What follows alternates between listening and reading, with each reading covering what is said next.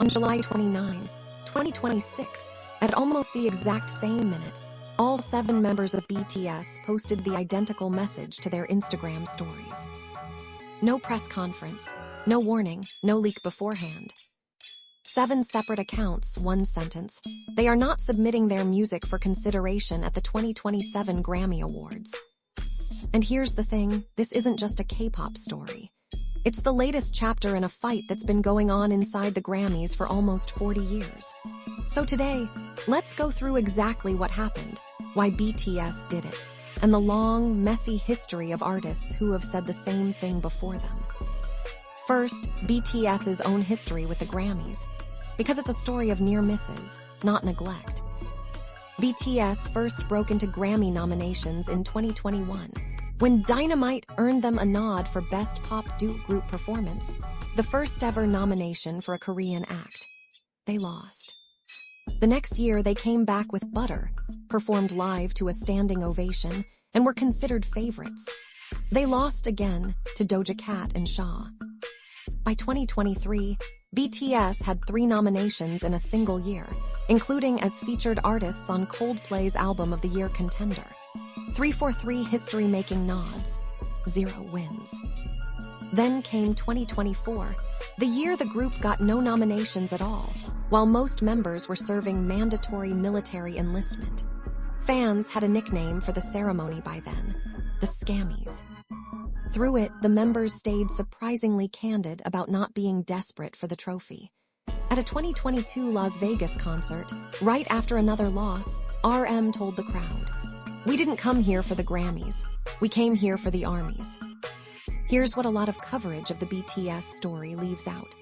Artists have been calling the Grammys biased for almost as long as the show has existed.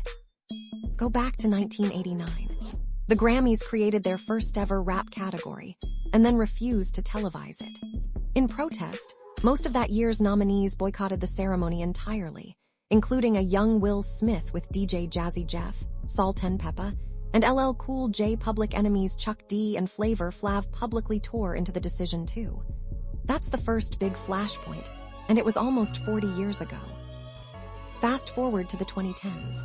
Kendrick Lamar's To Pimp a Butterfly, a record now considered one of the greatest hip-hop albums ever made, lost Album of the Year to Taylor Swift's 1989 in 2016. The year before that, Beyoncé's self-titled album lost the same category to Beck. Both losses became go-to examples for critics arguing the Academy consistently passed over Black artists' most acclaimed work in favor of safer picks. Then, in 2017, Frank Ocean took it a step further.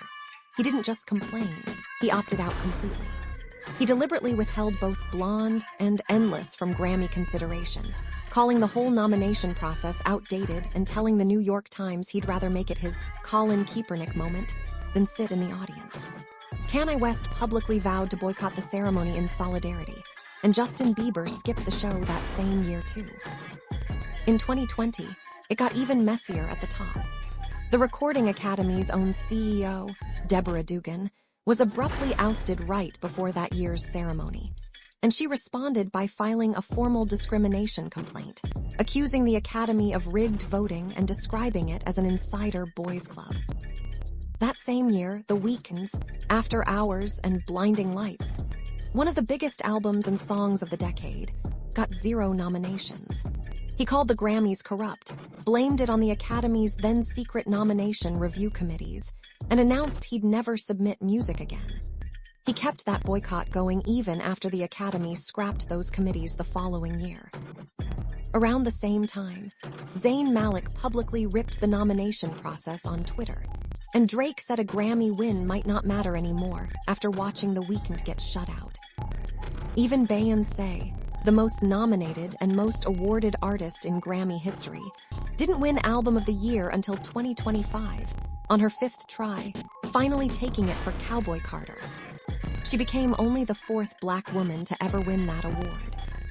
So when you hear people say the new Asian pop category might be doing something similar to Asian artists, sidelining them with a specific award, instead of letting them compete for the top, genre-blind prizes, that's not a new theory.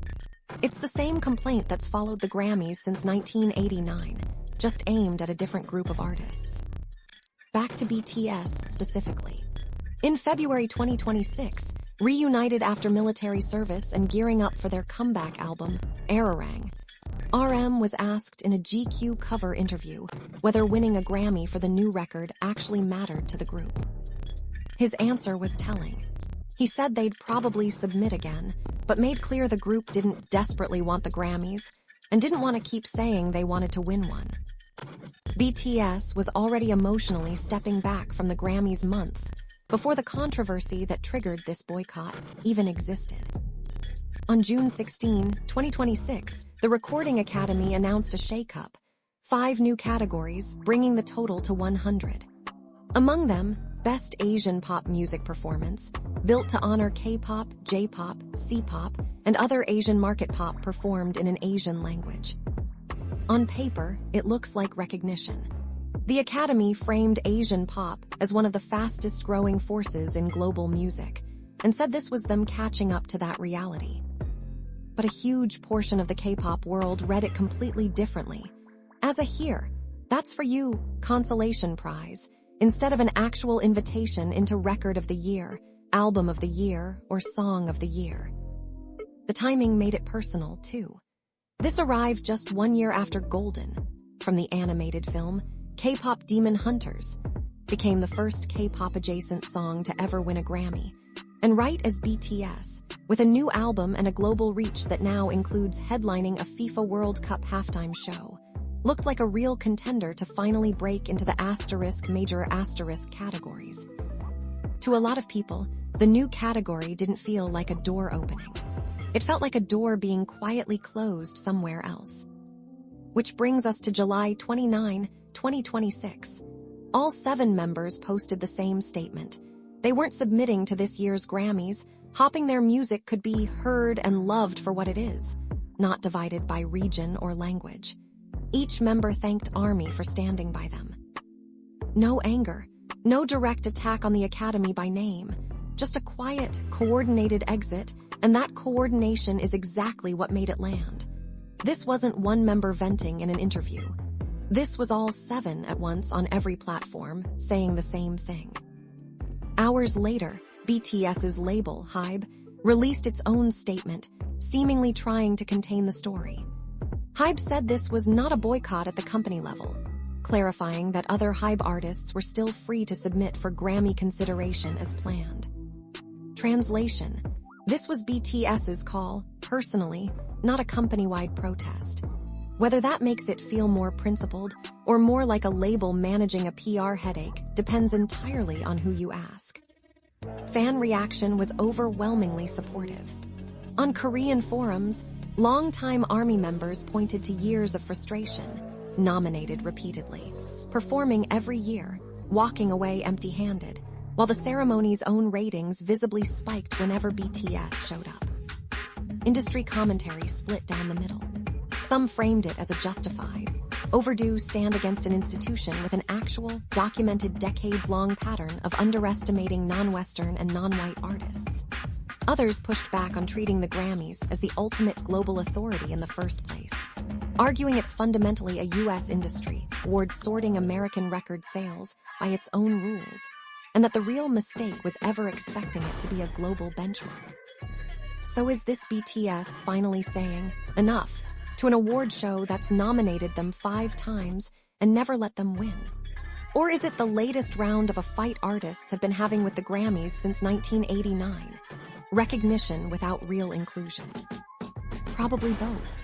And with nominations for the 69th ceremony not even announced until November, this story is far from finished. Whether other Asian pop acts follow BTS's lead, or whether the Academy responds to the backlash before nominations drop, is still completely up in the air.